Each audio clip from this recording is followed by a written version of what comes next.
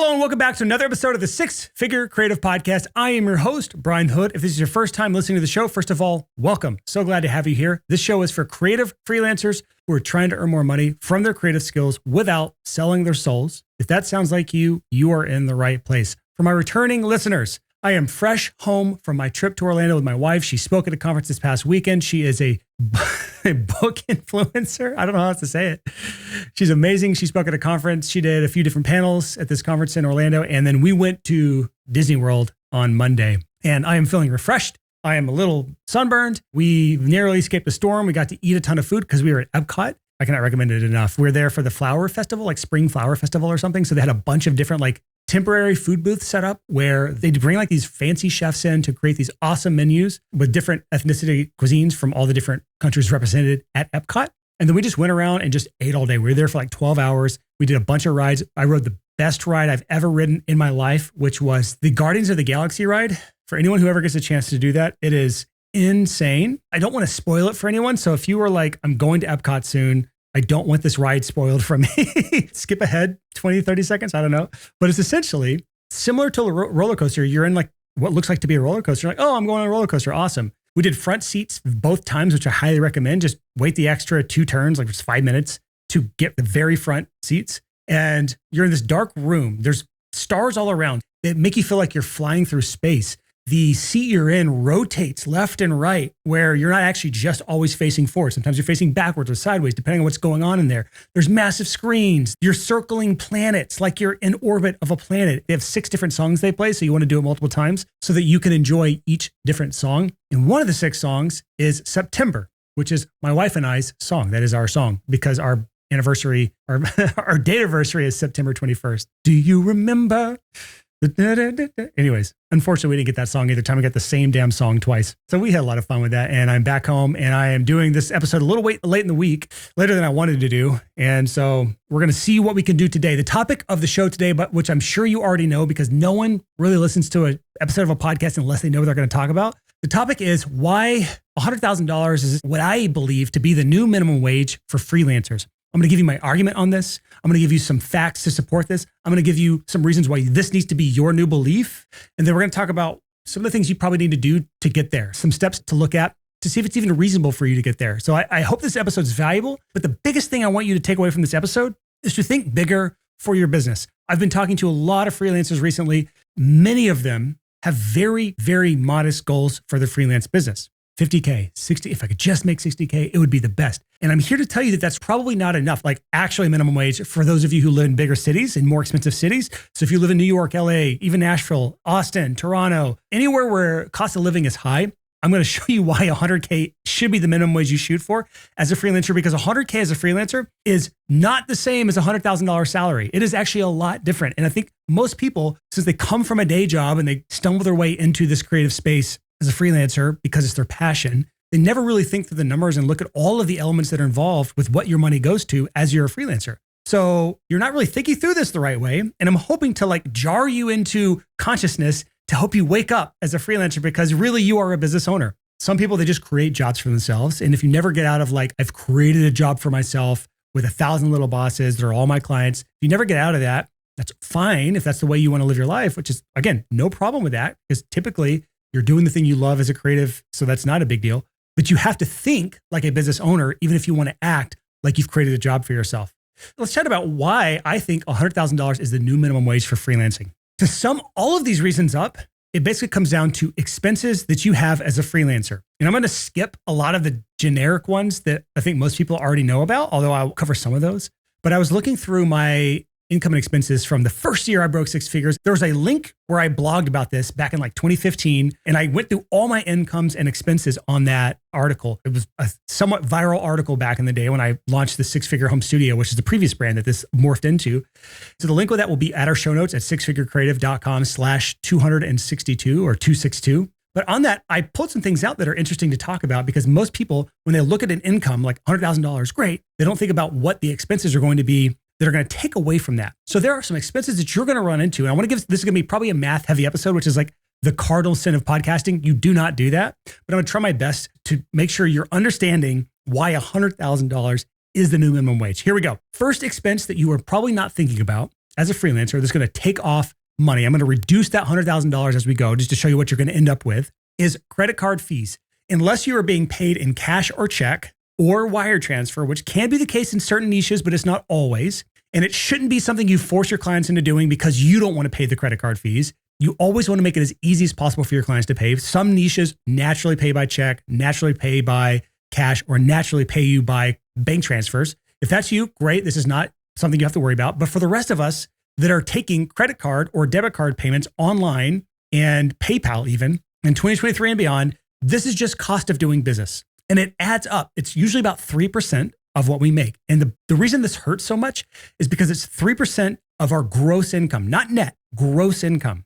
So if you make $100,000 in a year, $3,000 of that is instantly gone. So now we're down to $97,000. Okay, that's where we're left now already. Before the money touches our account, we're already reduced down by $3,000. Next is health insurance. This is for United States people only. This is our largest listenership. So that should be a lot of people listening right now or watching on YouTube. Sorry, gotta acknowledge you YouTubers. Health insurance. This is going to widely vary from person to person.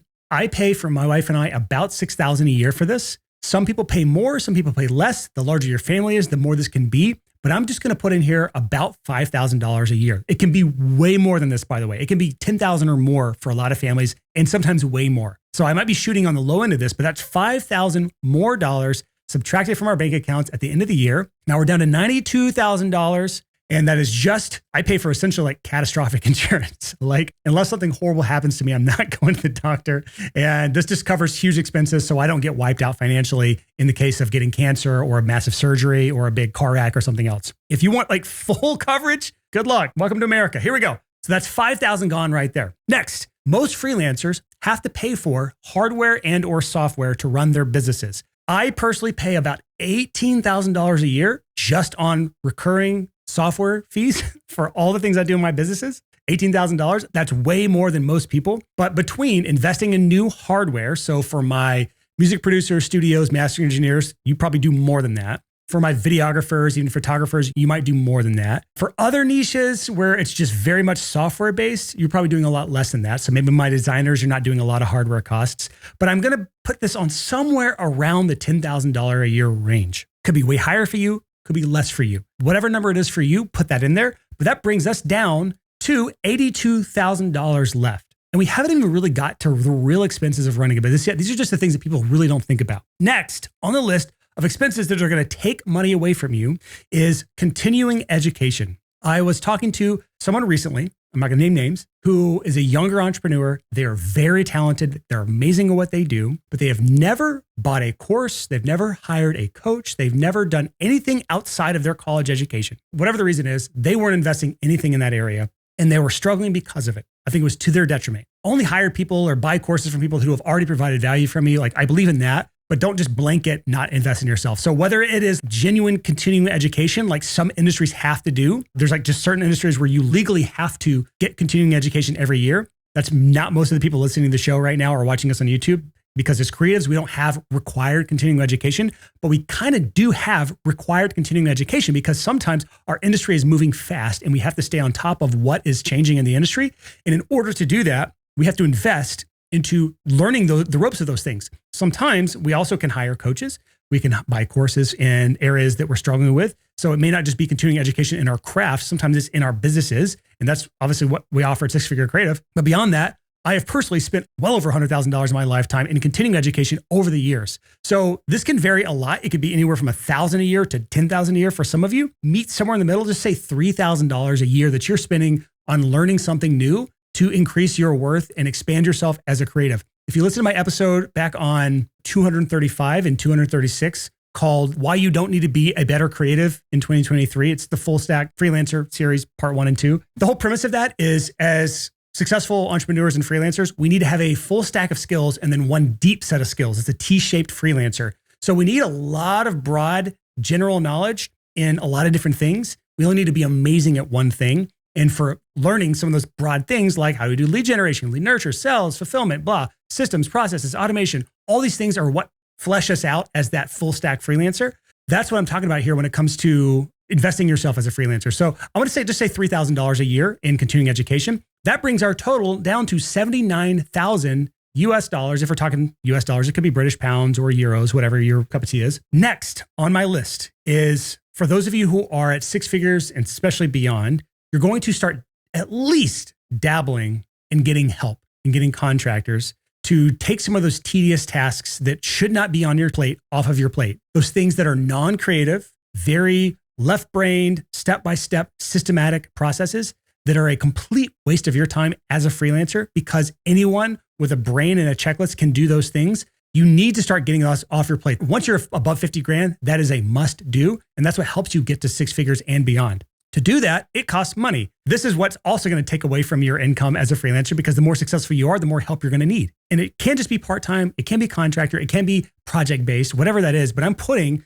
$12,000 on this list to go towards contractors once you get past this point. I spent more than that my first year breaking six figures, but it's worth putting whatever number down there makes the most sense for you. But that brings us down to now $67,000 left in our bank accounts from the original $100,000 that we had. And that's not including things like rent. So if you have an office space, that's a big portion of it. Or if you had to move into a bigger home to have an actual dedicated space for your office, that's still going to be accounted for in your business expenses. Repairs and maintenance. So if you have your own dedicated space, there's any repairs and maintenance for that space is going to be on you. Sometimes it can be the landlord, but that just depends. Utilities, internet, water, whatever, like any utilities you might have for your dedicated space as an office. Miscellaneous things like getting new headshots or a new website designed or office supplies, like any of these like miscellaneous expenses can really add up. And then on top of all of this, there is something that people don't really understand about being self-employed in the United States is that when you are self-employed as a freelancer, really any self-employment, but freelancers don't understand this,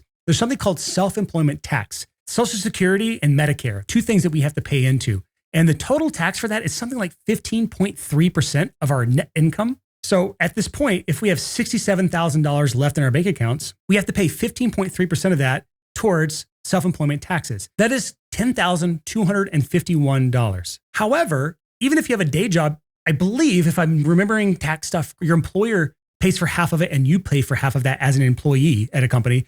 But whenever you are self-employed, you have to pay both halves, the employer share and the employee's share. So you pay the full $10,000 instead of just the $5,000 you would be paying at a $67,000 a year salary. So that means you've essentially reduced your net income by about $5,000 additional dollars that you would have not had to spend if you had a day job, which means now we're down to $62,000. And this is before we get into other little knick-knack things. So you were barely bringing in $60,000 a year, essentially $62,000, give or take. And if you are in a city like Nashville, LA, New York, whatever, the best practice for living expenses is you want it, ideally, I think it's like 1/3 or 1/4 of your income should be going towards living expenses to be able to have a comfortable living. You have $5,000 a month in income, $5,100, and a third of that is about $1,700 to go towards rent or mortgage. It also should be mortgage plus CapEx and maintenance and other expenses that come up like property taxes. I'm not going to get into all that because that's above and beyond into the nerd talk of real estate. But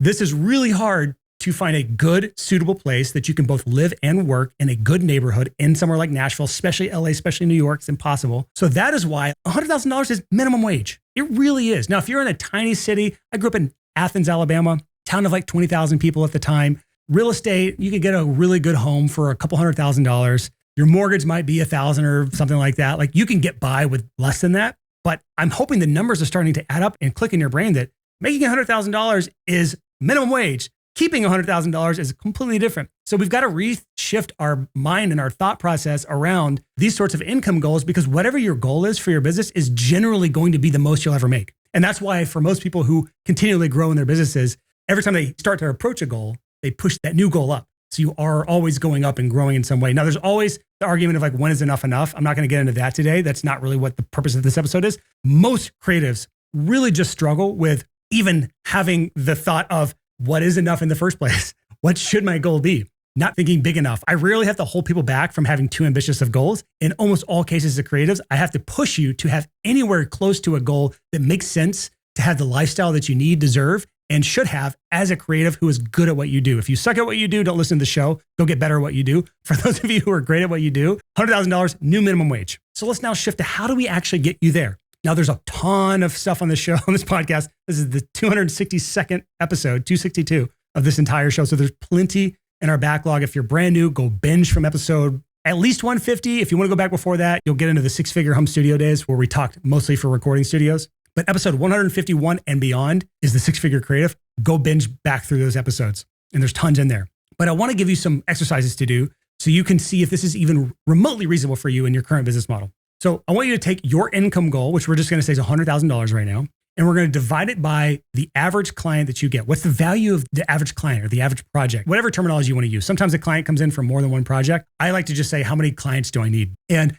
for all of you, this is going to vary. How much is a client worth to you? So if you are a mastering engineer, my punching bags of this podcast, because you typically have a really low client value, that means that the average client is going to be around, let's just call it $500 in a year. So if you are trying to make $100,000 off a $500 client, that means you need 200 clients a year in order to make that goal happen. Now you take that 200 clients per year number, which sounds insane, and you divide that by 12. And that means we need to have 16 new clients per month to hit that goal. Now my question for you is this. Do you reasonably think you have the skill set, the determination, the willpower, the knowledge and education necessary to bring in 16 brand new clients every single month for your business? And if that answer is no, it may be time to shift or rethink how you're pricing your services or whatever services you're even offering. So that's why some of my most successful clients are ones that offer recurring revenue services where you're charging a retainer every single month for your services, because in that world, a client might be worth $20,000, $25,000, $30,000 a year or more. It doesn't take that much to break six figures.